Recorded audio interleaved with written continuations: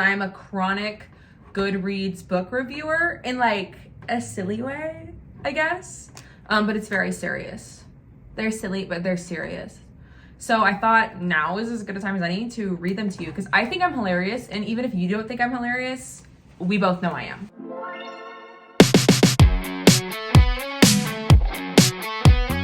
Okay, the first one we have is The Ballad of Songbirds and Snakes. I wrote, sorry guys, I really liked this. The pace of this book threw me for a loop, but I love this series, so I can't knock it. Okay, more on that. Loved it, however, was so confused when I thought the book was supposed to end in the middle of the book. Like it felt like two mini books in one. The Mountain Is You, one of the best books I've ever read. I say that in here. One of the best books I've ever read. This book changed my life. It is my Atomic Habits, and I'm thinking about picking it up again. I loved this book. It talks about like anxiety and self-worth and stuff. I thought it was beautiful. I know people that did not like it as much as me, but I think that I'm a really anxious human being, and it just like helped me sort through my thoughts and get out of my own way. Okay. The Cheat Sheet by Sarah Adams. I read this before reading Emily Henry, so I'm not sure my review would still be the same if I had read it now. However, I enjoyed it, and it was a nice break from the other book I was reading at the time, which was Badass Habits, which was god-awful. Don't read that, but read this. I did like this book, and I remember liking this book. I read it in Hawaii, and I read this before I was in like a reading kick, which has lasted 2 years now. And I also, it was like one of the first romance-y books that I read, so I really liked it. Now, I'm not sure if I would like it as much. Anyway, How to Win Friends and Influence People. There was some really useful information in here, however, it's clearly very outdated. It could have been consolidated and didn't need to reference the same references over and over and over again. This is true. I don't know how many times we have to quote the same president, but we did. I don't know if 2 years later I have any value from that book in my mind. Take that with what you will. Badass Habits. Cultivate the awareness, boundaries, and daily upgrades you need to make them stick. Hated this book with my whole soul. That's all I put. That's all I put. The Hating Game. Boring.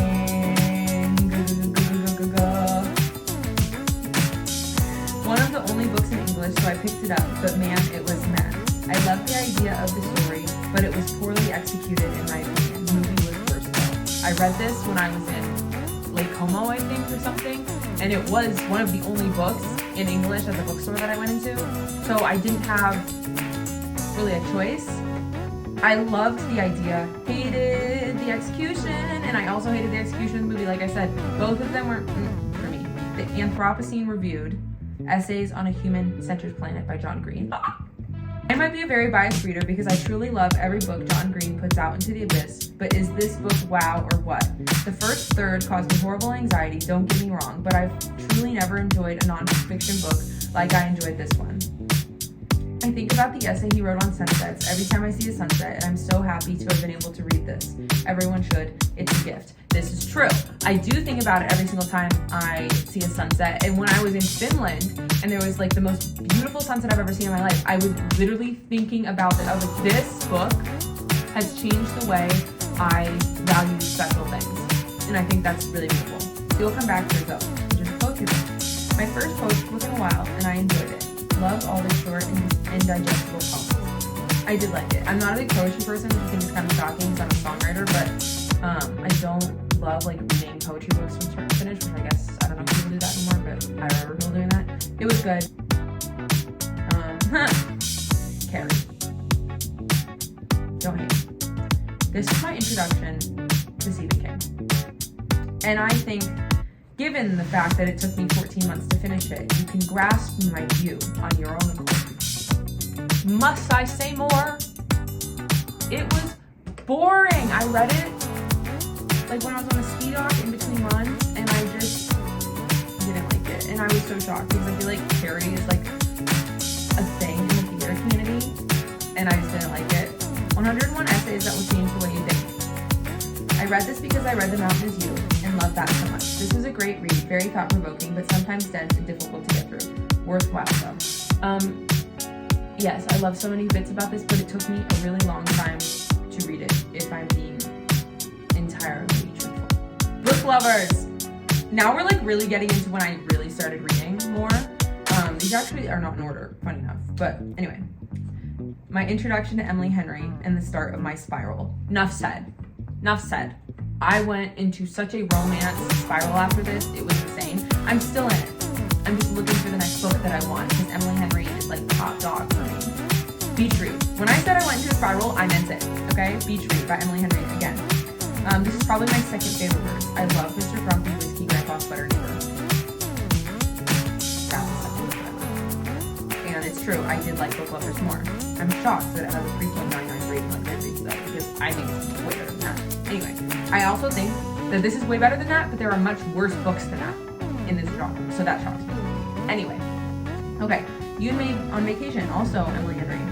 I love this. 5 stars, obviously. However, not my favorite of hers. Book lovers will always take the cake for me. Sorry. I don't know if it's because I read it first or if it's just because like I loved it. But Book Lovers, till this day, is still my favorite, which I guess is kind of a hot take because most people like Beach Read better.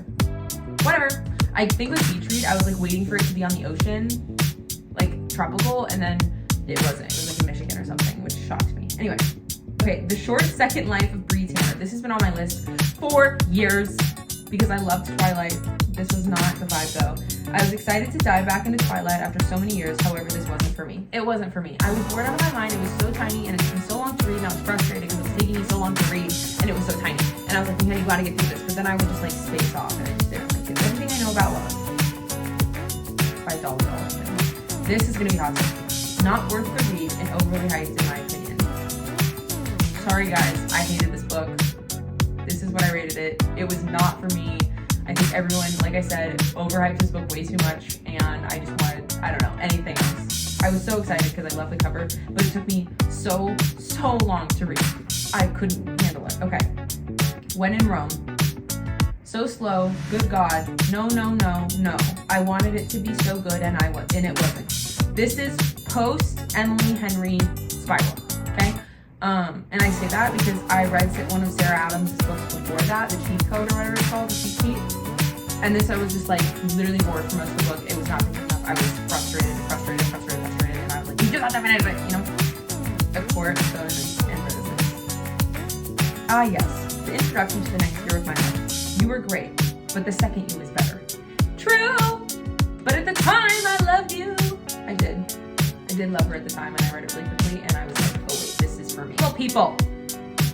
I hated both the main characters, but even more so, I hated the writing style so much. I wanted to like this because it's set in Ireland and duh. However, I hated it, and I also know this is a hot take because a lot of people really like this book, and I hate this girl's writing style. I hate it. I don't like that there's no quotes when people are talking. I don't know if you're talking to yourself or if you're talking to another person. I don't know. I don't get it. I don't like it. The one thing, the surprisingly simple truth behind extraordinary results, could have been in an email. Must I elaborate? Could have been in an email. The one thing, surprisingly enough, is the one thing. Written by a man, clearly. Okay. House of Earth and Blood, Crescent City, #1. I'll admit, this one was hard for me. It took me exactly 2 months to finish it, when normally I read Sarah's books in about 1 to 2 weeks. It was so slow. It was so dry. I hated Bryce. I hated Hunt. It was giving me nothing I wanted. ... Until suddenly it did.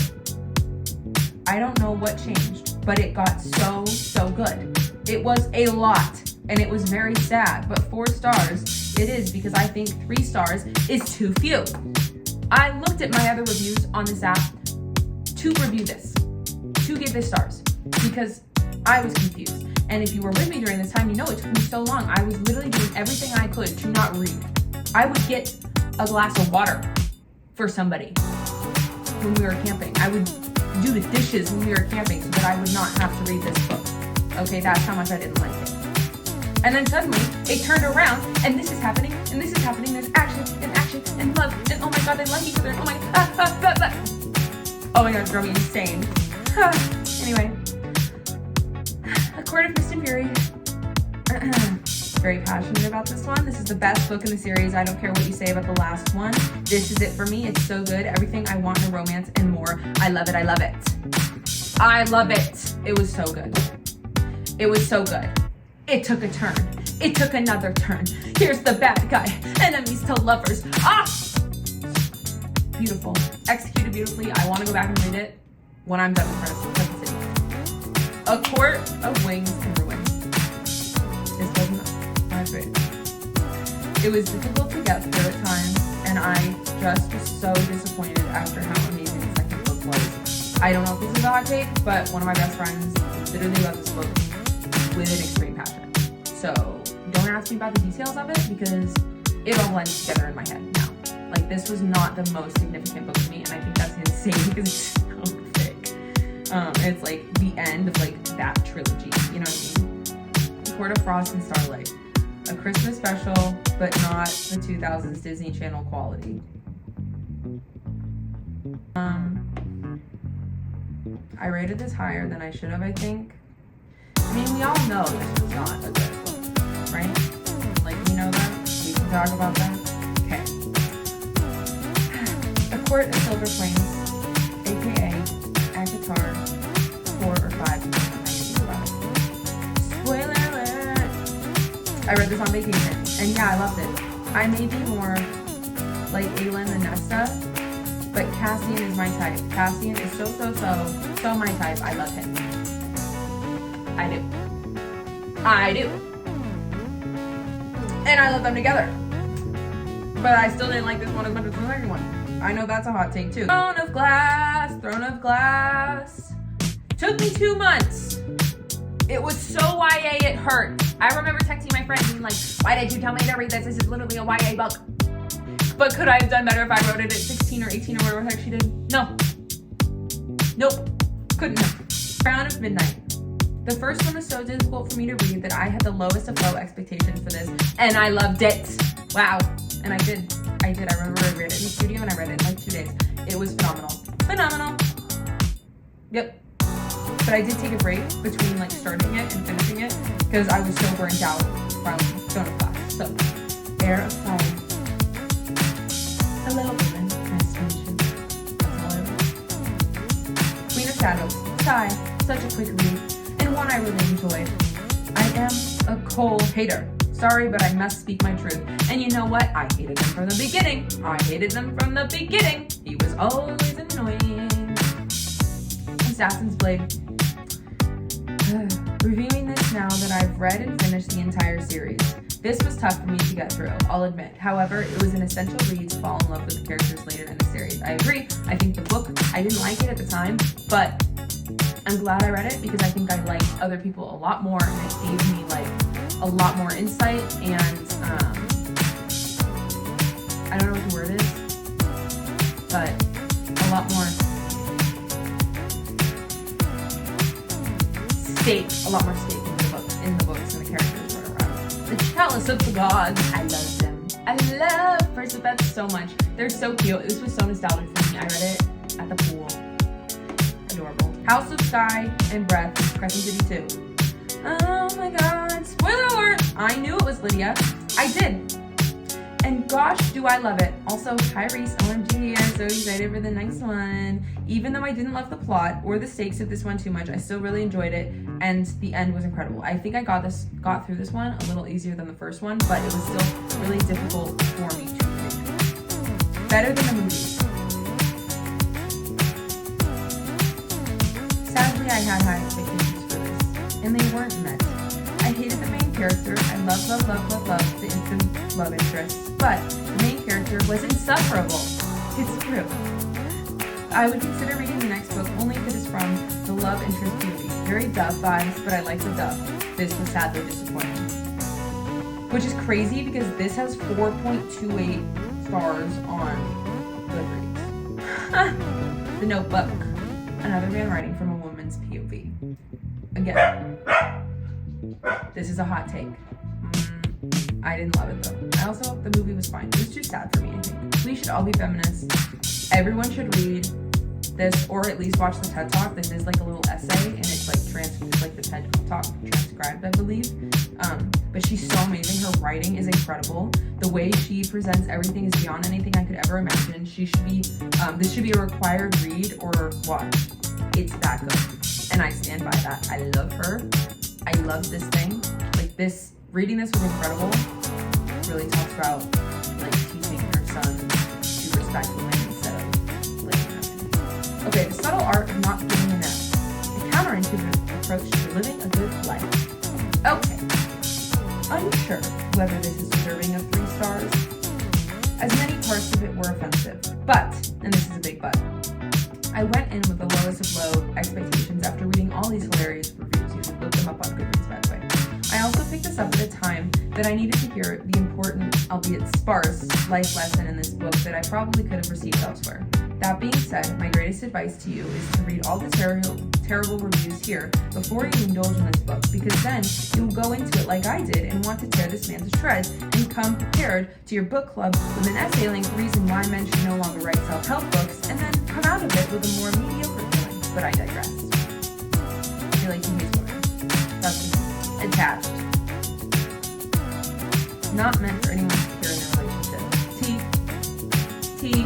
I have anxiety, but I'm pretty like secure when it comes to relationships, at least from my POV, but I know people that should read this book. Purple Hibiscus. I'm still partial to Americana, however I love her writing so much. It's so beautiful, even when she's telling a story such like this one. It was beautiful. The prose is amazing. Her writing is just so fluid, and I love it. Ready Player One. Truly one of the most difficult books I've ever had to read. The text was terrible. The writing style was terrible. The paper was terrible. And to make matters worse, I watched the movie after, and it got rid of the very few things I actually liked about this book. An embarrassment to sci-fi. That's a hot take. I thought it was terrible. I thought the movie was atrocious. Empire of Storms. Can't express how tough this was for me. I was all over the place, but still read it so quickly. The new characters were tough for me to get into. I'll admit, but hey, we're here. It's true. I had a hard time with this one. I remember reading it at the coffee shop, and I was just like, oh my god, get through it. Tower of Dawn. I didn't want to like it, but I did. As much as I'm still not a Cole fan, Hassar and Irene saved this one for me. That being said, I'm excited to get back to Lysandra and Aelin, which is true. I was really tired of this book. I do wish that I had read this one like in tandem with the other one. I think that would have helped me because I just got so tired of hearing about Cole. Like, he's so annoying. Kingdom of Ash. Wow. I loved it from the beginning, but what a roller coaster this has been. Thank you, Jordan Glass, for teaching therapy, taking me beyond pissed off, making me laugh, and making me utterly sad. Sarah, I may not forgive you for what you have done here, but still such an excellently written book. I thought I would be ready for them to leave, but here I am, wanting more, hoping for more. It was beautiful. It really was. It was so beautiful. I took my time reading it. All my rage. I liked one character, and she wasn't either of the main characters. It's true. She had very little page time. It's really highly rated on Goodreads. I just didn't like it. The writing was not my fave. Okay, Arnie, The Life of Ronald Palmer. Dense, but man, do I love Mr. Palmer so much. I grew up with Arnold Palmer, like learning about him, knowing about him, and he's so nostalgic for me that I absolutely loved it. And this was just like a really fun nonfiction for me to read. I'm sorry I haven't texted you back. This is a book of poems. Occasionally horribly depressing, but such a fun concept for a poetry. Good vibes, good life. How self-love is the key to unlocking your greatness. Over 200 million copies sold. God-awful Los Angeles coded self-help book. Touch some grass, plant a plant. It was terrible. It was like social media advice by a man. The Wonderful Wizard of Oz. As expected, a good classic. It was good. I liked it. It was cute. I feel like I, in my life, am very Wizard of Oz out because it's like my aunt's favorite movie, and I watched it a lot when I was a kid. Funny Story by Emily Henry. Was it her best? No.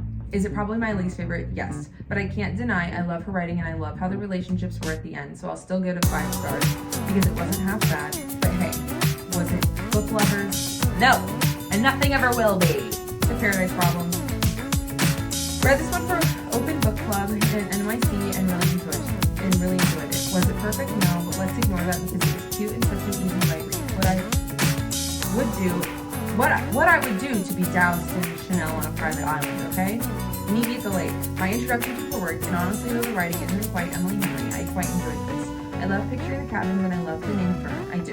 However, I do question how one falls in love after 24 hours to then not see this man for 10 years and still be in love. That's just me. Summer after.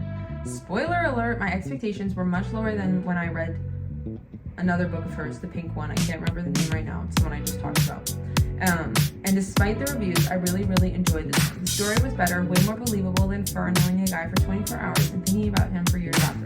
The cheating sucked and was weird to me, but TBH, Sam was a major poopy, and if it were me, I would have went with Charlie, TBH. Most of the reviews are hating on Percy for good reason. Cheating is way not cool. However, no one is talking about how horrible Sam was before that, and then just turned around and asked to marry her. Like, how weird. I love Delilah. Yeah, this summer will be different. So boring. Tried so hard, and I was so excited for this. I'm glad it's an easy read, but this is my least favorite. Edit. I have to update to 3 stars because it was better than the Bridgerton books, which I gave 2. Yeah, that's true. I edited that right after I read the Bridgerton ones. Okay, this is my really hot one. Just for the Summer by Abby Jimenez. This was like all over my Instagram and everything. If you had told me that an 11-year-old middle school girl was a therapist as a mom wrote this for her NaNoWriMo, I would have believed you. I would have said, yeah, she really got that word count. Because holy cow, was this the most juvenile writing written from the perspective of a 30-year-old whose trauma that is over-explained but also confusing and not explained, ? Everyone is too self-aware, and it's abundantly clear that Jimenez worked with a therapist when writing this book, to a fault. Reading this is reading something written by a therapist who wanted to write the most self-aware characters ever, and then reverse engineer them to have a ton of issues, but left in like half self-awareness, so you're just confused the entire time. Because how are they this aware, but also this not aware?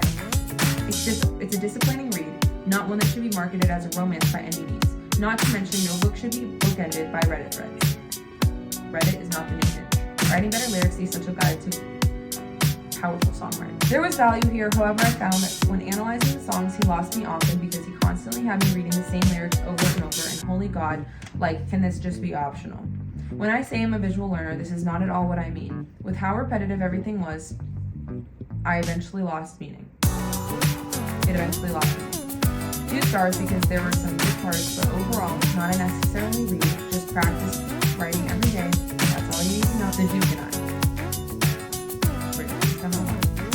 I've always been a book over movie girl until I read this. This book was so bad, I was wondering how I liked the TV show, okay? The Anxious Generation. How the great rewiring of childhood caused an epidemic of mental illness. This was so good. This was a fast but heavy read for me. As someone with anxiety and someone who didn't grow up as an iPad kid, this was tough and emotional to navigate. I learned so much about myself and about my peers, and I looked back on my middle school and high school experiences with a new viewpoint. In some ways, this book taught me forgiveness for myself and my childhood fears, but also taught me anger at parents and governments who don't value a phoneless childhood that I had, and I am so grateful I had. With how bad my anxiety is already, I fear what could have been had I been an iPad kid or been allowed Instagram when the rest of my friends were. I personally think this is a must-read for anyone. It has a lot of value, even if you are like me and have been having similar thoughts and conversations for quite some time. It is a validating read. Because I Count Who Loves Me, Bridgerton's 2. The saving grace of this book was that I could imagine the actors in my head while reading this, but to be quite honest, I will fully be exchanging this for a dark place. Yep, The Bride. Bride! Dare I say this might be my number 1 book of the year. Is that allowed? I had low expectations and was unsure at the beginning, but holy poo, this hooked me hard when it did, and I am obsessed with this book. And I'm ready to read it again, honestly. I loved it so much. When I pick up my current book, I'm sad it's not this one instead. This I got because there were not a lot of English books where I was, and this was like one of the only options, and I loved it. I'm so glad I read it. The Cruel Prince. This was gifted to me, and unfortunately I hated it. I first picked this up because I was struggling to get into Crescent City, but holy lord, this was even worse. I hated the main character, I hated the story, the plot twists were dull. I hated all the characters, honestly. Major skip for me, and I'm glad I don't have the full series because I would probably cry. There's way better fantasy out there in my opinion. That being said, when I was reading it on the plane, the flight attendant said he loved it, and I told him he was crazy. Lies and Weddings. I was so excited about this book. It had good reviews. I loved Crazy Rich Asians, the movie, and when I picked it up, when I picked it up and read the summary, it was kind of intriguing. However, I kind of hated this. There's so much movement, time passing, and there's so many character POVs, too much movement, time passing, and nonsense happening in such a short book. Chemistry between love interests? None. One girl just randomly decides she loves someone mid-sentence. I was so excited for the drama-filled, Hawaii-based insane book, but what I got was just boring after blah, blah, blah, blah, blah, blah, blah. You Don't Know What War Is, The Young Diary of a Girl from Ukraine. I loved the beginning of this book until I kept reading. I lost the point of the book and started talking more about her getting interviewed, and that just totally ruined it, which is kind of similar to what other reviews have said. Ultra-processed people, why do we all eat stuff that isn't food, and why can't we stop? Stephen King is a thing of the time. This is the new horror. I had weary expectations. I worried this was going to be a diet book telling me how to live my life, when it turned out to be just what I needed, a vessel for information I could dissect and process myself. I've had stomach problems my whole life. I've been diagnosed with various issues, and still go through every day with varying degrees of headache or tummy ache. But it's anxiety, they told me. But I always swore it was the food. How could that be though if I've cut out over 47 foods? Turns out we were all wrong. It's not the food per se, but the chemicals and science projects were dressing up to look like food. I had previous knowledge of some of the topics and discussions in here, but I still loved it and learned so much. I think it's crucial that we discuss the current state of food in America for the sake of humans, animals, and the environment. I don't want to be eating strawberries anymore. I want strawberries. Love this book. Everyone should read it. It's important for you to read this for your health, honestly. Like, I don't even want to be that person, but I am. Meditations by Marcus Aurelius.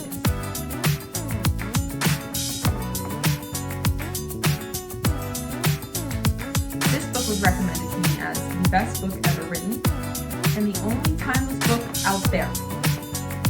But I wish it hadn't been. I went into this thinking my life was about to change. Maybe because our political climate at the time of me was starting this, or maybe because I'm a terrible person, but I thought many of the things in here were really ignorant and out of touch. Obviously, this wasn't written with the intention of millions reading it, but if there's one thing for certain, it was written by a man. Thank you for coming. Bye.